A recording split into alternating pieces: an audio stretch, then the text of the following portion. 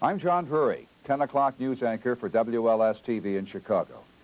I once lived in Aurora, graduated from West Aurora High School in 1945, and like a lot of other aspiring radio announcers, worked at WMRO from 1947 to 1950. Aurora wasn't the first radio station in the valley. As a matter of fact, it came rather late. Elgin had its first public broadcast in 1910, but it was in the 1920s when stations in Batavia, Elgin, and Joliet really began to fill the air. However, on December the 13th, 1938, WMRO, standing for Martin R. O'Brien, sometimes 1250 and later 1280 on the AM dial, came on the air. Charlie Hunter, a partner in the enterprise, was the opening voice that day. However, he overslept and was 30 minutes late for the big event. Charlie roomed with a brilliant technical guy by the name of Russ Salter out of Wisconsin. Salter was the station's first program director. The first studio was located in North Aurora at 161 South Lincoln, where the River Park Atrium is now located. It then moved to a former bank building at 34 South River Street, and then to 184 South River Street. Its current location is on Eola Road, near its transmitter and antenna. In the early days, live musicians were used. Pictured here is Mary Louise Brown Plants, taken with bandleader Wayne King in 1942. Ken Griffin, a local organist who played in the dining rooms of local restaurants such as the Rivoli at the corner of River and New York, also provide musical entertainment for the station. The Wilhelmi sisters were famous locally for being national winners on the Major Bowes Amateur Hour. Russ Salter later married Arlene Wilhelmi. Later in the 40s, Salter worked as the voice of the WLS Barn Dance and worked as an announcer for WBBM, WIND, and WJJD. In 1957, he began WKKD and WFVR on Plain Avenue and started his own string of radio stations. Other stations in the valley were WJJD, which broadcast from Mooseheart between North Aurora and Batavia. WJJD stood for James J. Davis, the general director of Mooseheart.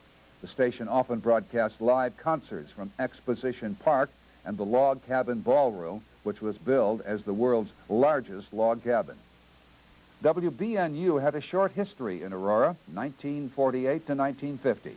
It was founded by the Aurora Beacon News as an FM station, which broadcast from the Sky Club at the top of the Leland Hotel. Unfortunately, it was 25 years ahead of the FM boom and failed. Famous grads coming out of WMRO School of Broadcasting were Chick Hearn, an East Aurora basketball player and graduate.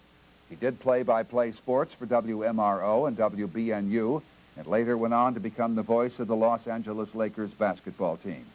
Art Hillier worked at WMRO from 1947 to 1948. He served as an engineer for Ken Griffin at the famed Rivoli Cafe, among other duties.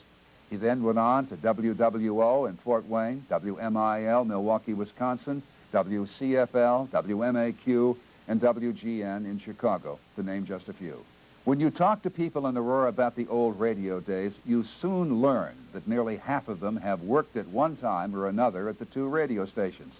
The other half, by the way, have either been interviewed or performed on the same.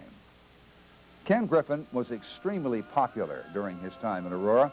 He even achieved national fame with a hit tune for Ronco Records, selling 3.5 million copies in 1954. As we listen to his famous "You Can't Be True, Dear," you'll see some of those who worked for the local stations over the years.